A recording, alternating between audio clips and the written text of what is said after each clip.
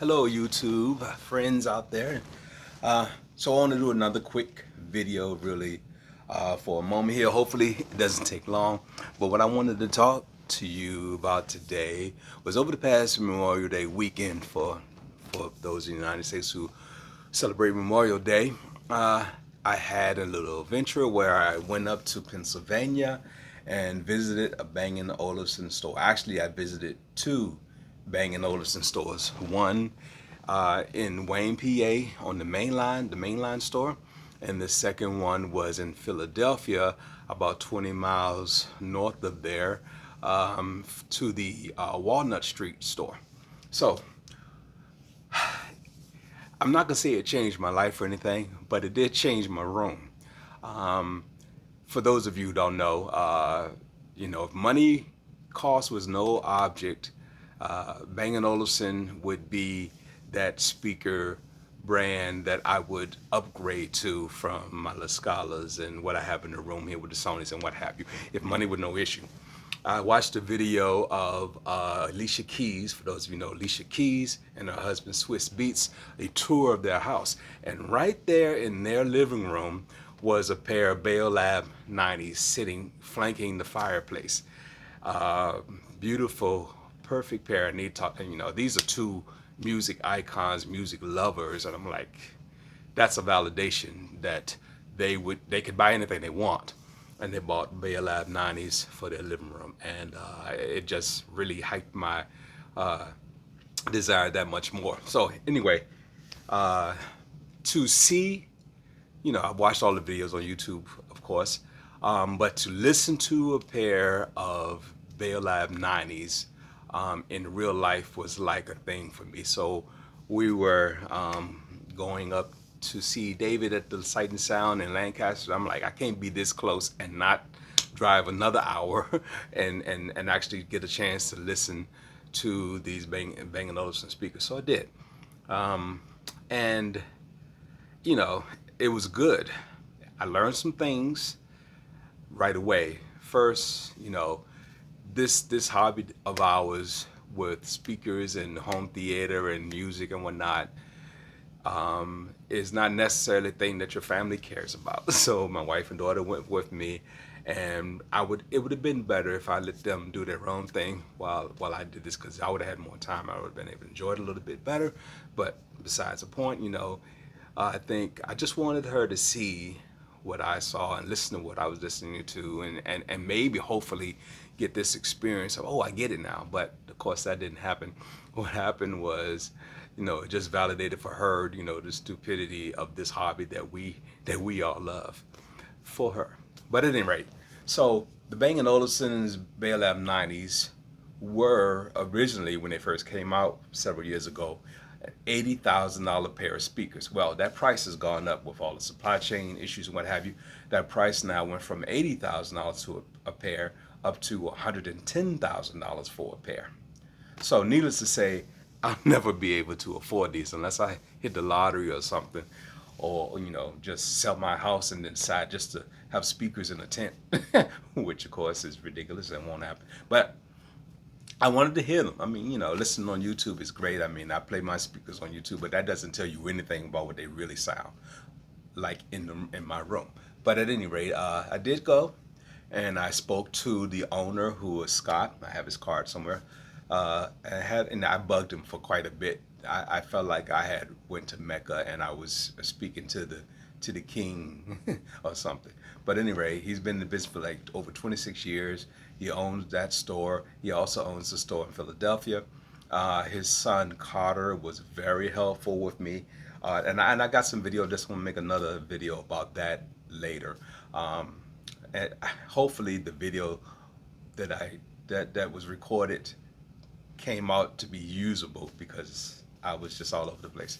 But at any rate, Carter helped me out, and the young lady Haley, who I sent an email to make a demo, to request a demo to listen to the Beolab 90s, was there, so was able to interact with each of them.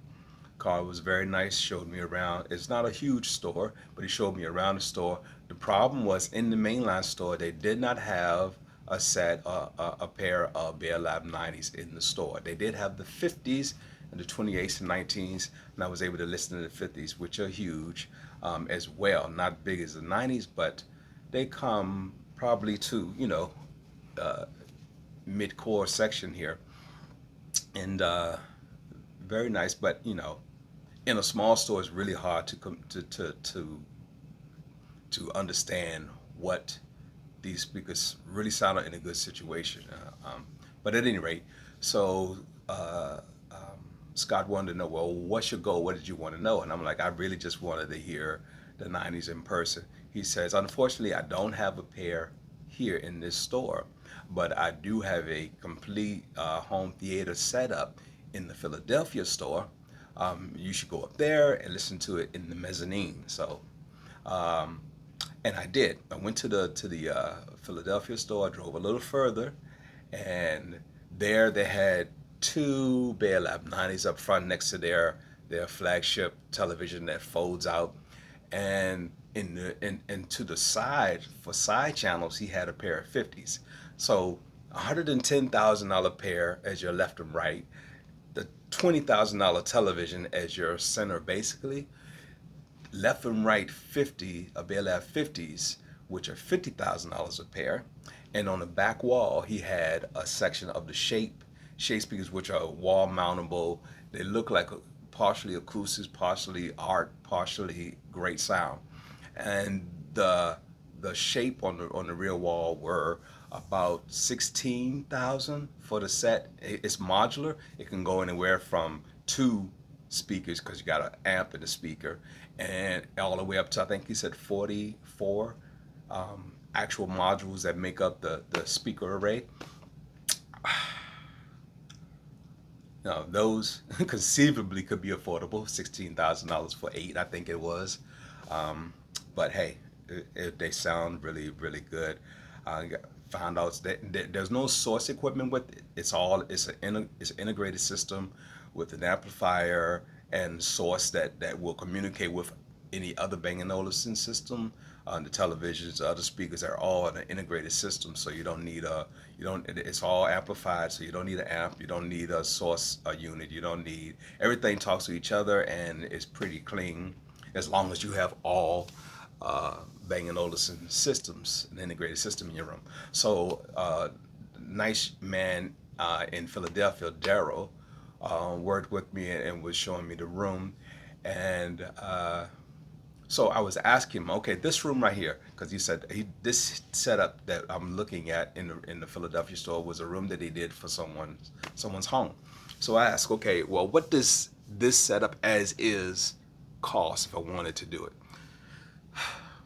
The cost for that setup was $260,000. Now, of course, it's all about perspective. For me, that's a small house here in the area. However, if you compare that to I can't even think of the name, like Jay's Audio, the system that he first had, the Chronosonic. I can't think of the brand now. Okay, well, any MBL, Chronosonic, whatever.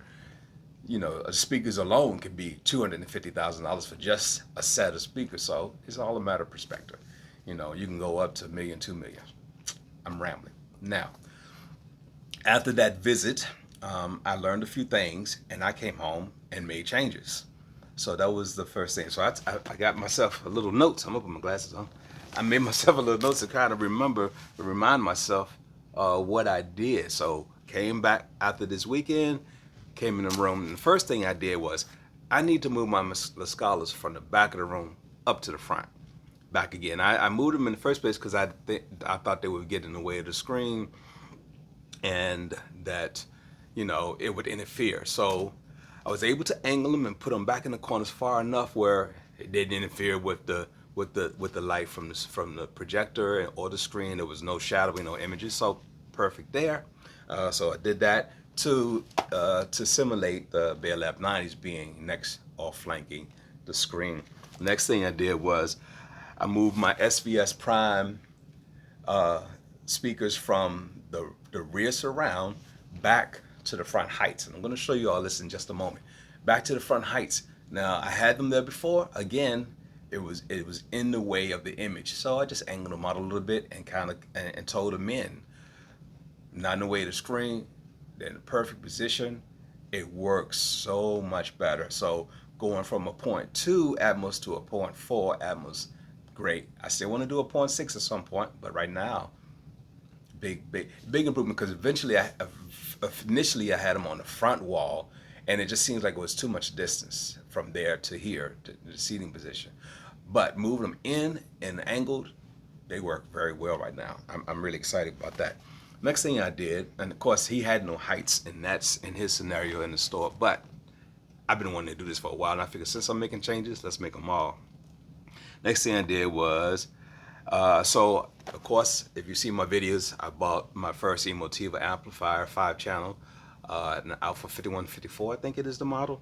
And what I did was, initially I had the side surrounds excluded from the 5 channels. I just had the LCR, and then the rears, which were the elevation speakers, amplified, and everything else just using the receiver, my Denon X4500H amplification, which can amplify 9 channels.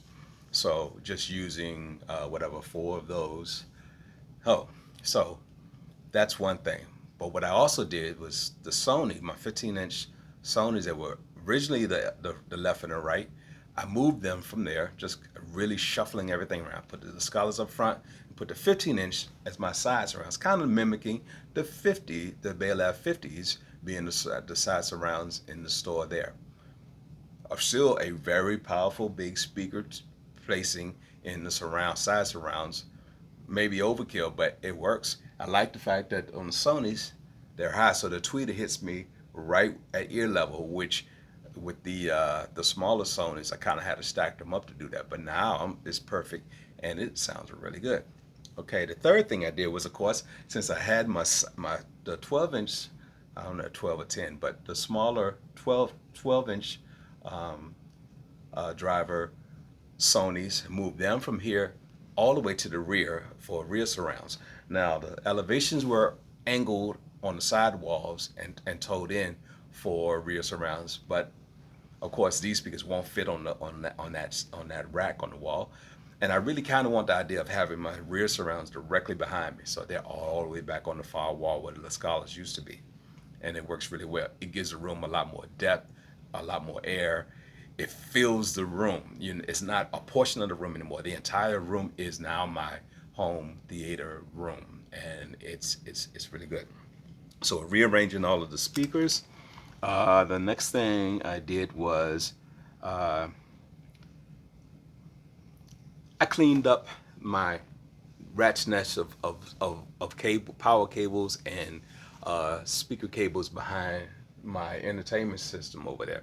So I don't know, something I saw, because the cabling in the store was mostly on the floor, and of course they had super thick cable with a lot of shielding and whatnot. But just working around redoing the amplification for the side surrounds and the elevation speakers, I noticed that it was just a mess back there, and that my power strip, I have a condition, but I also have a major power strip on the floor, and it's hard to get to everything. It's hard to figure out where everything is. So I took the power strip off the floor and mounted it directly on the wall, which started everything. Mounting it on the wall, make it higher, make it easier to access and get to and see where everything is, was great. And to kind of reduce some of that interference that the power may provide inside of the speaker cables. The next thing is that I moved the speaker cables. I detangled them, routed them, and then applied them directly to that rear wall down low. So power up high, the cabling down low, so that you got a good probably 2-3 feet of separation now from them, so they're being on top of each other and in a mix. Routed up those speaker cables and interconnects right behind the cabinet directly to the sources and the source and the amplifier.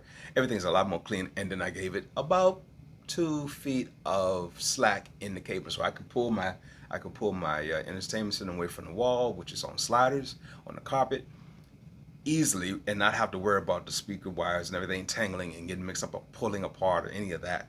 So so much better. I mean, that little tweak in itself was worth it all just to take the time to do that. So I can pull that away from the wall. Everything's neat and separated now. You have some isolation from the power and the signal going through the speaker wire. It's I mean, just little things like this. It makes me happy. You know, it makes the room sound better. Uh, Wonderful. Okay. And then the other thing. Okay, so my PB 2000s used to be on that back wall where the La Scalas now are, and I had the Sonys on top of them. So of course, moving those here freed up the subwoofers, but it took the space of where the subwoofers would normally go. Now I've had these before oriented face to face in a perpendicular to the walls position before, and I really liked the way it sounded. So I put it back there, but just in front of the La Scalas because there's not a lot of other space to put it. Because the La Scalas have to be out of the picture so that it doesn't get in the way of the image or the projection light, move that to the side and have them facing each other, put the phase right at 50%, 50 on each, put the power, the gain right about 50 on each, level match. So I still have the two SVSPB16s here and the two Onkyo subs here. They're both perpendicular now, and then I'm really surrounded even more so. That low LFE here, right to the right of me. Reran Odyssey. Now normally when I run Odyssey, I end up changing everything, but this time I didn't. I let Odyssey do its thing. I let it run. Of course, I don't have a UMIC mic yet. I don't have a mini DSP yet, so I'm really just relying on my Denon and the Odyssey to do the DSP for me. In this particular situation, it sounds great.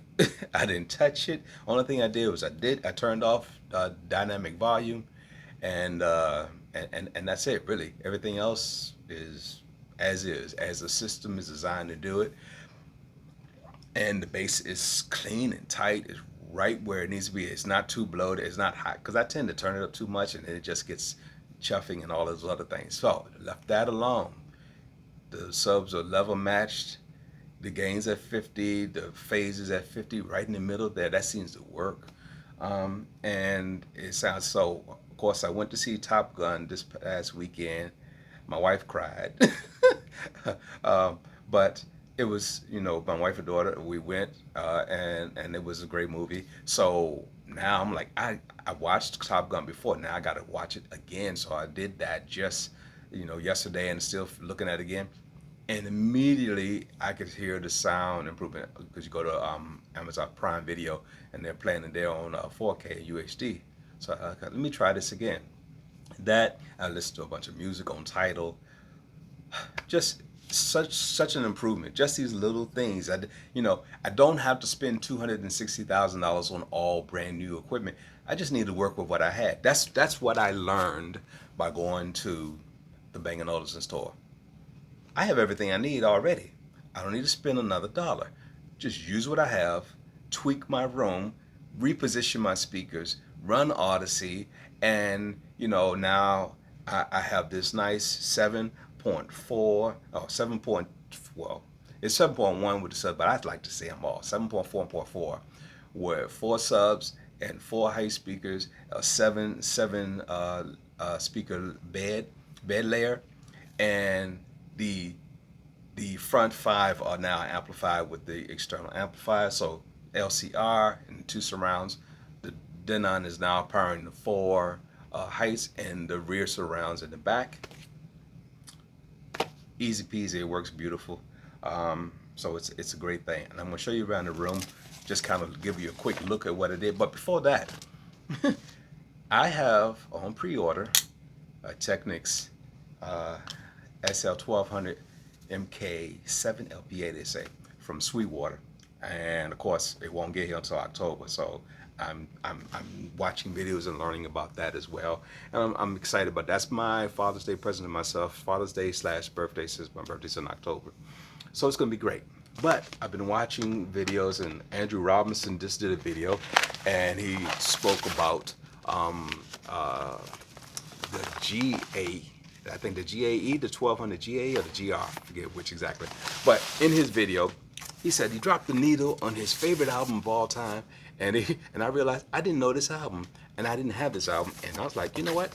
That moment, I went to Amazon and I bought this album. So now it's in my collection too. Can't wait to hear it. So I've been listening to it on Tidal. Sounds great. And I'm looking forward to hearing it on the actual album as well. So Michael Jackson's Dangerous. I don't know how well you can see this in this image, but so that happened too. You know, this is what happened with this hobby. One thing leads to another to another. So I'm gonna pause the video real quick and I'm gonna do a quick walk around and call this video over. But hey, up to this point, if you stay with me, thank you so much. I really appreciate your patronage. I really appreciate you taking the time to watch my videos and to listen to me ramble and ramble on. You know, it's kind of a solitary hobby because my wife doesn't care about it. My daughter sort of cares a little bit, but it's about me and you in my room talking about the thing we love, which is, you know, movies and music and speakers and great sound and great video and I'm really excited to experience even more this next iteration of this room. You know, it's not $100 million room. It's not $260,000 room. It's just old furniture, old carpets, and old speakers and old vinyl, you know, and me, an old guy. We enjoy what we enjoy. Hey, I'm not causing anybody any harm. I hope not anyway. And get to do something that I always loved from a little kid, just being able to enjoy music and movies in my room. So anyway, I'm rambling again. Let me pause and I'm gonna show you around the room and we'll call this things quits, all right?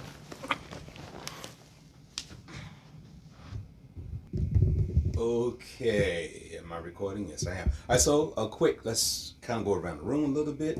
I wish it was brighter, but it's not. Okay, so first thing I did, I pulled the scholars from the back of the room, moved them all the way up, put them in the corners, hanging them perfectly toe into the main listening position, and in there. See if I can get a better angle on this. Maybe not. All right, so anyway, we go to the back of the room here. So it's like that. So the scholars in the corners, and of course the center didn't move. I moved the 15 inches. Let me see if I can get this cover on. Probably should have done that beforehand. All right, forget it. Anyway, 15s to the side surrounds here and there to mimic the Beolab 50s. So if this were that room at the Mainline and the Philadelphia Bang Olufsen store, these would be the Beolab 90s. These would be the Beolab 50s. And on the back wall, Ziggy, set basement lights to 100%. Come on, Ziggy. Ziggy, set basement lights to 100%. Okay, that helps out a little bit. All right. So, to mimic, that would be the Beolab 90s. These would be the Beolab 50s. And back here, where they had the wall, they had the shaped speakers, modular. I'm now using what used to be my side surrounds. See if I can get the cover off this one. What used to be my side surrounds are now the rear surrounds.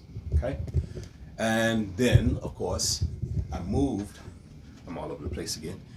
This is where my elevations used to be mounted, one there and one there above Michael. Okay, and so now they are up here in the front.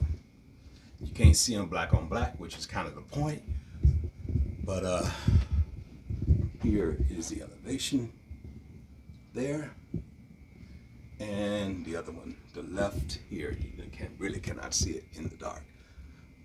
Can I get that off? See if that helps. Yeah. Lights on. All right, so yeah, elevation left and right, and then my in ceiling. And these are just some little cheap.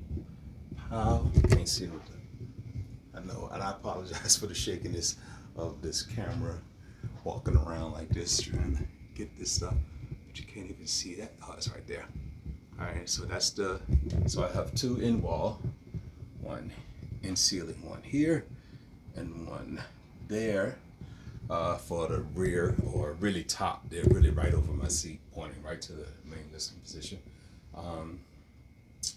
So that's pretty much the setup. So left, right, center. Got the 15 inches, which are still pretty. See if I can get this cover off. Pretty big. We'll handle the side surround and then the rear surround. So that's a 7 point. Oh, and of course the subs are still in place. Let me focus that out. 7.4. So there, one there, facing each other. Black on black. And of course one here, and then the other on here. So I got two in front, two in the rear. So they set up as 1 and 2. But of course acting as one LFE. So another thing I did do, I didn't mention, was I moved the turntable from here over to here and connected it to the dinner. And I did that because now that I have the scholars up front and have more powerful amplification, I figured it'd be a better, I want to try that out, you know, with the intentions of the Technics eventually coming in a few months, see how it sounds here on the Denon and the Emotiva amp working, instead of just the Technics, my old school Technics I got back here at 100 watts a channel. We're kind of moving up power, moving up in quality, moving up, you know, as a newer system. So one other thing, I'm gonna slide this right here. I can do that pretty much with one hand, and slide this back here. So now that comes out, and you can see that now I've taken that power strip and mounted it on the wall. That gives me all my power at a reach. I can just, instead of having to climb back and get down in the floor, whatever, I can reach right over behind here and get to whatever power that's not, you know, connected to the Panamax here in the front. So that, and another quick shot here of just, I mean, it's not super, but everything's a little bit more organized as far as the cabling, speakers, and the interconnects are down low, the power is up high, and you know, it's a little tweak, but I think it makes a big difference. I'm pushing this back in place. My pillows there is my little fake extra acoustic treatment down there, but that's pretty much it. That's the room. For instance, tilting. That's that bass. That's what that bass does. Makes things tilt. But that's my new room. So I'm gonna do one last thing, and I'm gonna call this really over. I'm gonna do a quick demo of what it sounds like, because the room sounds so much better now, and I'm not touching the Odyssey. So I'm gonna pause and set it back on the tripod and do a quick demo. All right.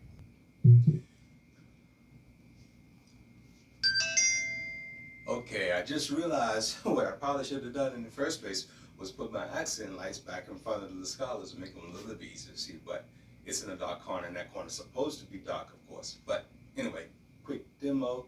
Let's do this Top Gun Maverick trailer. Here we go. In 3, 2, 1.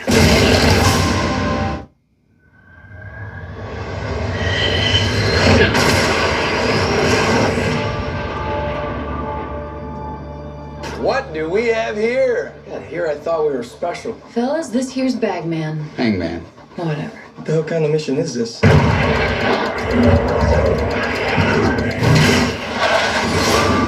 Everyone here is the best there is. Who the hell are they gonna get to teach us?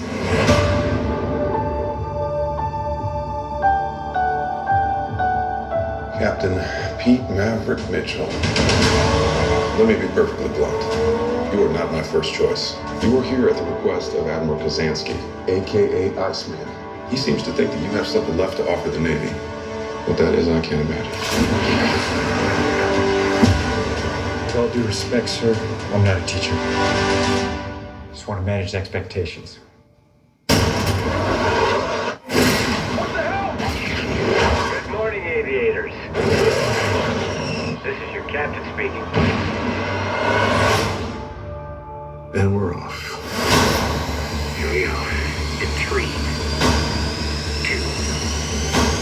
1.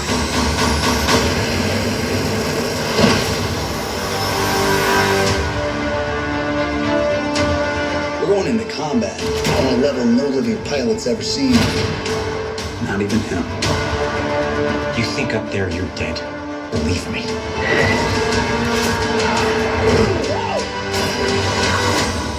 My dad believed in you. I'm not gonna make the same mistake. So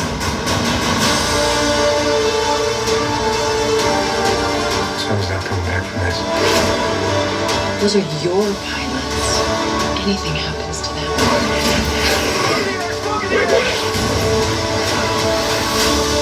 You'll never forgive yourself. No turning back now.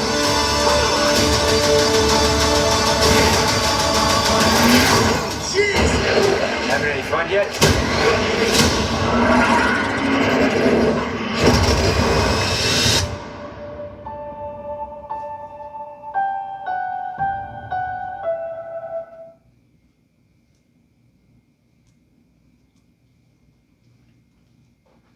All right, guys. So